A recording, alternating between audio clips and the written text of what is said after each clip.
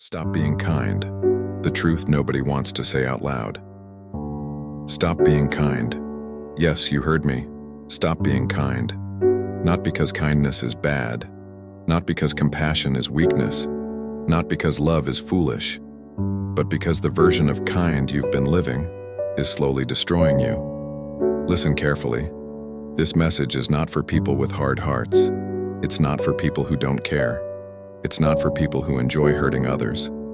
This message is for the soft ones, the overgivers, the overforgivers, the overexplainers, the it's okay people, the I understand people, the ones who stay quiet to keep peace, the ones who sacrifice sleep, time, energy, money, and mental health, just to make sure everyone else is comfortable. This is for you. Stop being kind in a way that kills you. Because somewhere along the way, you confused kindness with self-abandonment.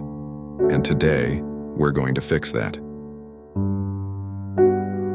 What does it mean to stop being kind? It does not mean becoming cruel. It does not mean becoming rude. It does not mean walking around with anger in your chest. It means stop being kind at the expense of your own well-being. It means stop tolerating disrespect and calling it patience. It means stop accepting bare minimum and calling it understanding. It means stop shrinking yourself so other people don't feel insecure. It means stop being the emotional sponge for people who refuse to grow. You were taught that being kind makes you a good person. But nobody taught you that being kind without boundaries makes you an exhausted person. And exhausted people slowly lose themselves. You are not kind. You are afraid. Let's be honest. Sometimes you're not kind. You're scared. Scared to lose them. Scared to be alone. Scared to be misunderstood. Scared to be labeled difficult. Scared to disappoint. Scared to say no. So you smile, you nod, you agree. You swallow your feelings, you swallow your anger, you swallow your standards, and you call it maturity. But deep inside, resentment is building, because kindness without respect becomes self-betrayal. And self-betrayal hurts more than rejection ever will. The world rewards boundaries, not martyrs. Look around. The people who are respected the most are not the ones who say yes to everything. They are the ones who know when to say no. They are not the loudest. They are not the coldest. They are simply clear. Clear about their time. Clear about their values. Clear about their limits. Clear about what they will not tolerate. And clarity makes people think twice before crossing them. When you are endlessly kind without limits, people don't admire you. They test you. They stretch you. They push you. Not because they hate you, but because humans test what has no boundaries. If you never draw a line, people will keep walking forward. Stop being kind to people who benefit from your pain. Some people don't love your kindness. They rely on it. They depend on it. They survive because of it. And the moment you change, the moment you say no, the moment you prioritize yourself, they will call you selfish. Why? Because your kindness was convenient for them. Not because it was healthy for you. If someone only appreciates you when you are sacrificing yourself, that is not love. That is dependency. And dependency disguised as affection will drain you dry. You teach people how to treat you. Every time you let something slide, you teach someone that it is acceptable. Every time you answer disrespect with silence, you teach someone that you will tolerate it. Every time you give second chances without change, you teach someone that accountability is optional. You are training people, whether you realize it or not. If you want better treatment, you must become someone who requires it. Not with aggression, not with threats, but with calm, unwavering standards. Stop being kind in a way that lowers your standards. Be kind in a way that includes yourself. Kindness without discernment is self-sabotage. There is a difference between being kind and being naive. Some people don't misunderstand you. They understand you perfectly. They know you won't react. They know you'll forgive. They know you'll adjust. They know you'll stay. So they don't change, because they don't have to. Your kindness became a cushion for their immaturity, and that's not your responsibility. Compassion does not mean carrying someone else's growth on your back. When you stop being kind, you start being honest. Honesty feels uncomfortable. It shakes relationships. It exposes truth. It reveals who is there for you and who is there for access to you. When you stop over-giving, stop over-apologizing, stop over-explaining, stop over-accommodating, you will see who respects you and who only benefited from you. And yes, you might lose people, but you will lose people who only love the version of you that had no boundaries. You will not lose people who genuinely care, because real love does not collapse when you protect yourself. The importance of stopping over-kindness. When you stop being excessively kind, you gain peace, you gain clarity, you gain self-respect, you gain emotional stability, you gain time, you gain energy, you gain the ability to say no without guilt. And that peace, that is priceless. You are not born to be everyone's emotional caretaker. You are not born to be everyone's solution. You are not born to carry everyone's problems. You were born to live. And living requires boundaries. The disadvantages of never stopping. If you never stop being overly kind, you will be drained. You will feel invisible. You will feel unappreciated. You will start resenting people you once loved. You will feel used. You will feel unheard. And worst of all, you will lose connection with yourself, because you will be so focused on managing everyone else's emotions that you forget your own. And when you finally break down, people will say, "I didn't know you felt that way," because you never showed them. You only showed them strength. You only showed them patience. You only showed them tolerance. But strength without boundaries turns into suffering. Stop confusing niceness with value. Being liked is not the same as being valued. People can like you and still disrespect you. People can smile at you and still take advantage of you. People can praise you and still cross your boundaries. Value comes when people understand that access to you is earned, not guaranteed, not automatic, not permanent. Stop being kind to the point where people forget that losing you is possible. You are allowed to change. If you've been too kind, you are allowed to evolve. You are allowed to say, "I don't accept that anymore." You are allowed to say, "That doesn't work for me." You are allowed to say, "No," without explanation, without guilt, without apology. Growth sometimes looks like distance, and distance sometimes looks like coldness. But protecting your peace is not cruelty. It is maturity. Kindness should include you. True kindness is balanced. It flows both ways. It respects both sides. It does not demand self-destruction. If your kindness is one-sided, it is not kindness. It is imbalance. And imbalance always collapses. Be kind, but be kind to yourself first. Be understanding, but understand your limits too. Be patient, but be patient with your own healing. When you stop being kind, you become powerful. Not loud, not arrogant, not aggressive, powerful. Because power is not domination. Power is control over yourself, control over your reactions, control over your access, control over your energy. When you stop being overly kind, you stop reacting out of fear. You start responding out of wisdom. And wisdom changes everything. Final message. To the one who feels tired, to the one who keeps forgiving, to the one who keeps adjusting, to the one who keeps sacrificing. Stop being kind in a way that erases you. Start being kind in a way that includes you. You do not have to hurt people. You do not have to become cold. You do not have to become heartless. You just have to stop abandoning yourself to keep others comfortable. The world does not need more people who suffer silently. It needs people who are strong enough to love without losing themselves. So today, draw a line. Say no. Protect your time. Protect your peace. Protect your heart. Because kindness is beautiful, but only when it does not cost you your identity. If this message spoke to you, if you felt seen, if you felt understood, then carry this with you. Stop being kind in a way that makes you invisible, and start being powerful in a way that makes you whole. You deserve that. And the moment you realize it, everything changes. Stop being kind. Pause. Let that sit with you. Stop being kind. I know that sounds dangerous. I know that sounds harsh. I know that sounds like I'm telling you to become someone you're not. But stay with me. Because I am not telling you to become cruel. I am not telling you to become heartless. I am not telling you to stop loving. I am telling you to stop disappearing. This message is for the ones who smile through pain. The ones who say, "It's fine," when it's not fine. The ones who forgive quickly but cry privately. The ones who show up for everyone but feel alone when they need someone.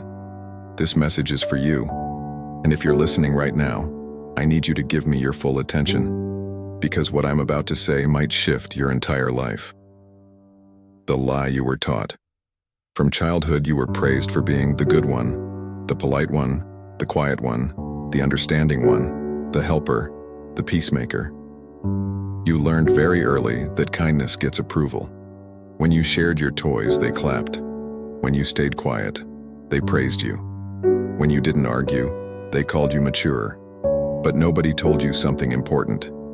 Nobody told you that if you never learn to say no, you will grow into an adult who doesn't know how to protect themselves. You were trained to maintain harmony. But harmony without honesty creates silent suffering. And now you're grown. And you're tired. Not because you hate people, but because you've been carrying people, when kindness becomes self-abandonment. Let's be honest. Some of you are not kind. You are self-abandoning. You say yes when you want to say no. You stay when you should leave. You explain yourself when you don't owe explanations. Love wisely, before your love costs you your future. Let me say something that might shake you a little. Loving deeply is beautiful, but loving blindly is dangerous. And some of you are loving in a way that is building everyone else's future, while quietly demolishing your own.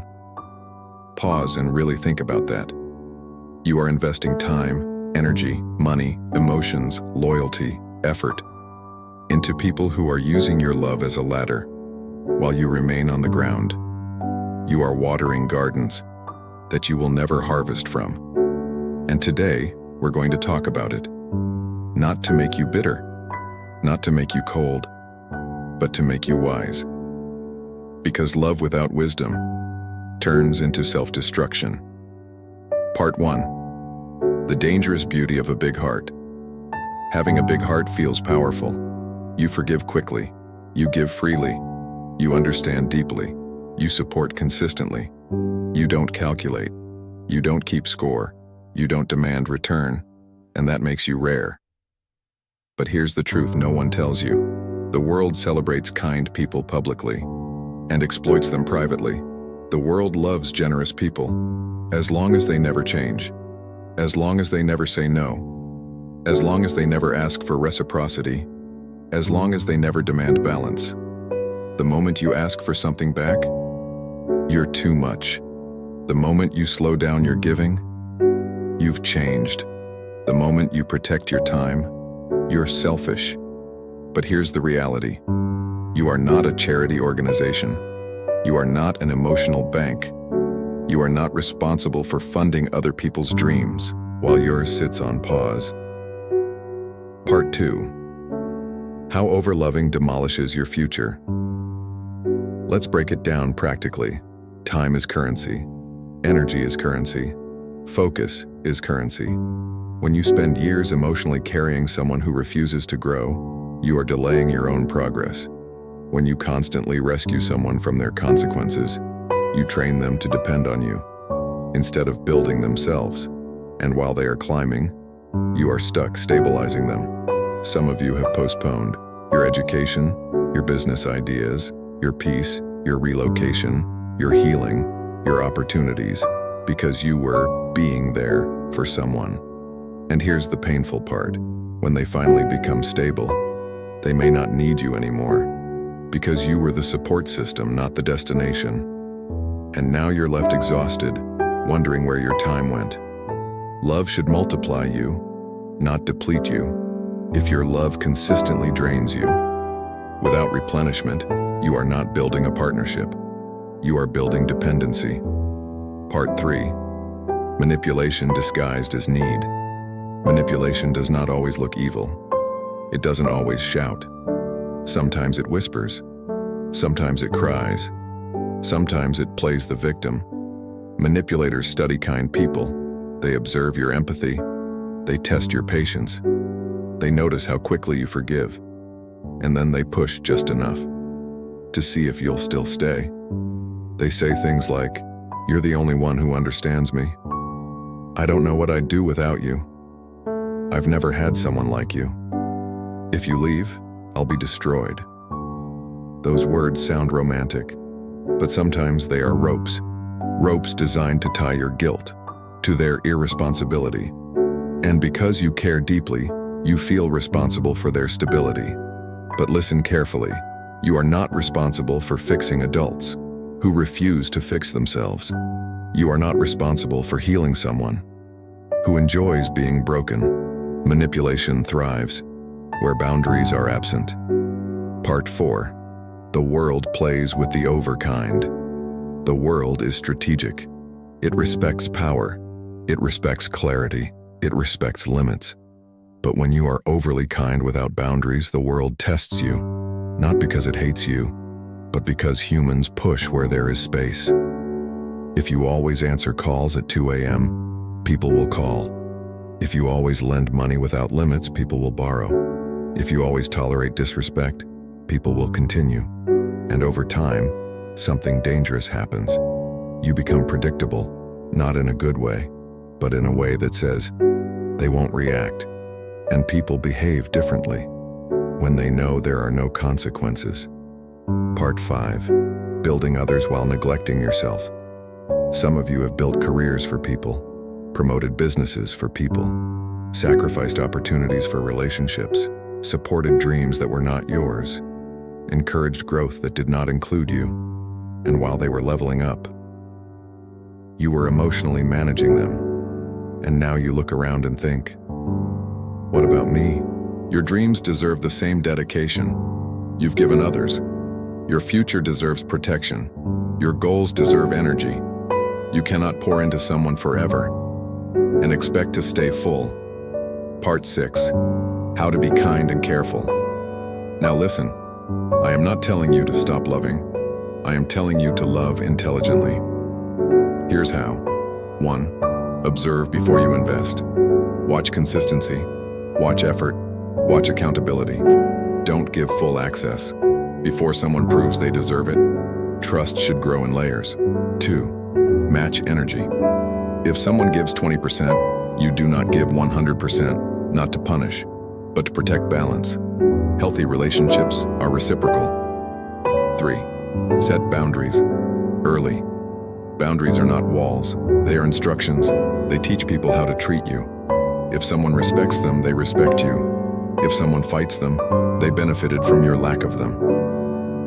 4. Separate pity from love. Feeling sorry for someone is not the same as loving them. You cannot build a future on guilt-based attachment. 5. Ask, is this building me too? Before you overextend yourself, ask, is this relationship building my peace? Is this investment growing my future? Is this sacrifice temporary or permanent? If the answer is always one-sided, reconsider. Part 7. The importance of loving with discernment.